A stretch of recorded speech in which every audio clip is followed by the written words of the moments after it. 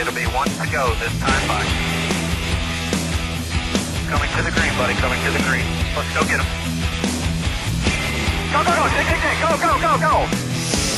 Get your motor running. Head out on the highway. Greg, what has the 48 team been able to do these last 3 or 4 years with regard to peaking in the last 10 races, putting together their best effort for the last 10 races? I don't necessarily think that's, exactly the way it is, because they've been competitive all across the he came into the chase with 5 wins. But at the same time, they've, you refocus yourself as a team when the chase starts that, we got to be perfect all these races, and everybody's conscious of it, and everybody gives 110% effort, and they were given 105% effort throughout the season. It's just the emphasis on those 10 just to be focused. But, it's not drastically different. It's not like they're getting lucky. It's not like they had an up and down regular season and then all of a sudden, bang, they're perfect. They're pretty dang good when they're not in the chase. We'll go Lewis, Dustin, and then David Poole. Over on your right. Hello. Today is high humidity, high 80s tomorrow. And then Sunday's supposed to be in the 70s and low humidity. Something seat of the pants? Are there people crunching numbers back in Concord? How do you approach this?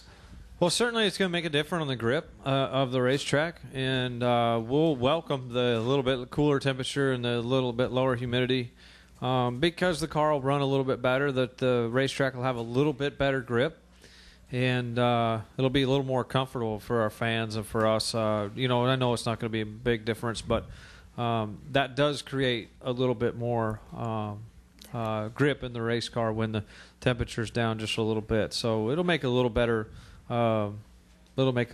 speed. Go ahead, Dustin. Dustin Long, Landmark Newspapers. Greg, you talked before the chase that you said the 5 or 6 weeks before that you really started refocusing, doing some different things. Can you talk a little more about what you did? Were you able to maintain it during the chase, and do you get a sense that it helped you that much? Yeah, I really feel like it did. I started doing things a little bit different just to really, focus in on what we needed to do for these 10 races. And morally, it's the way you have your normal week. I just thought a little bit different about it. I made sure I was in contact with Greg. I made sure that I did stuff a little bit differently and was just really ready, focused, aware of where we're going, what can I do to be better there. All those things, because I wanted to put up the 10 best races that I could. And if you look at our performance in the chase, it shows.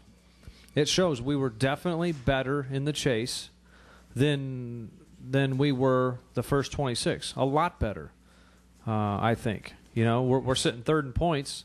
Right now, fair amount over, fourth, fifth on back. That shows how well we've run for those 10 races. Now we understand that needs to be better to win the title, but I think if we can continue to build on where we're at, if we can run next season like we are now, and get better and better next year, hopefully we'll put up a little better fight in the chase. Maybe a couple more wins. We know we have 2, but maybe we come into the chase with 2, and maybe we win 2 or 3 in the chase. Would be a success for us next year and be a little closer. Yeah, I've thought about what we needed to do and a lot of things, just a lot of small things, just the extra mile. You got to go the extra mile to be solid in this sport. Everybody keeps raising the bar. Everybody keeps getting better and better, and you got to figure out a way to be the best. Go ahead, David. David Poole, Charlotte Observer. You have run teams and races at a much lower level on the financial chain before in your life. You've been with a team that's just lived hand to mouth, and you've been with one of the biggest operations in the sport. As we're going through all this stuff, the economy, the tightening of the belts, the laying of people off, we keep hearing people talking about Well, we just hired too many people. Things just got out of hand. We need to start thinking about spending too much money. How did we get there? How did the sport get? I mean, was it just that everybody got flush and decided? I mean, I guess Darrell Waltrip said yesterday that the raceaholics, if you give them $20 million, they'll spend 21, and maybe that's the way it always has been. But how did we get to where we are? Yeah, it's that's a good question, David, and I think what has happened is I've been paying a little closer attention to it because I've seen my retirement account go down just like everybody else has. I've been paying attention to all the things, all the economic things, and what I see is that it's not it's not our sport, it's every single thing. The Lehman Brothers, these other places getting leveraged out to 40-1, and then all the banks, and then the bad mortgages, and the price of real estate went up and up and up and up. And I mean, it did around the lake in Mooresville. It did everywhere across the United States, everywhere.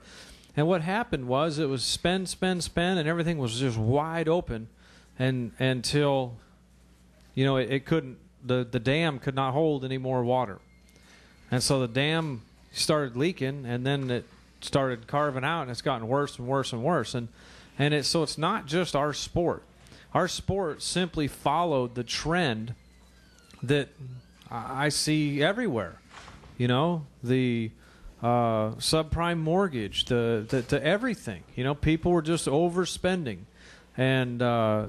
Well, not necessarily overspending. They were spending, everything they could, and we were, you get to where you try and figure out how to be better every single week, and some of that is bumping the staff up. We needed to test more with this new car to get, closer in competition. So, you start branching out, doing all the things you can do, and adding data acquisition, and adding engineering, and adding this and adding that, and that.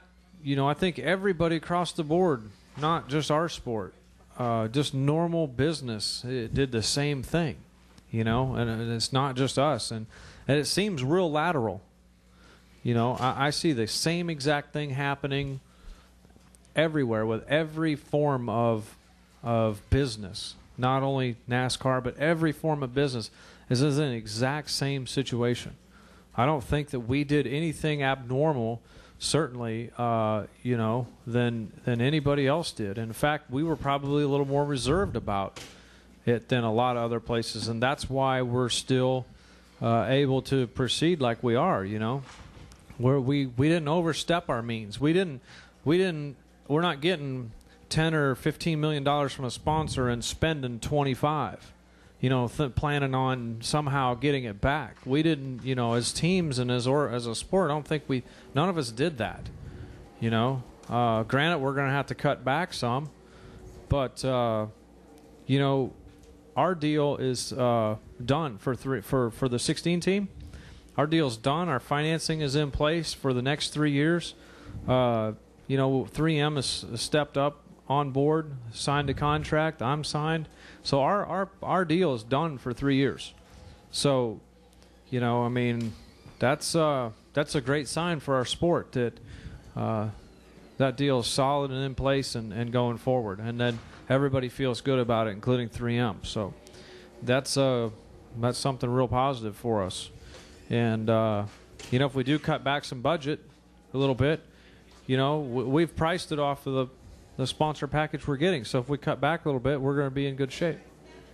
Okay, we've got about 9 minutes left. We're going to try to get to as many of you as we can. We'll go in this order: Gary Graves, Brian Nelson, Paul Kaminsky, Bruce Martin, and Reed Spencer. Gary Graves.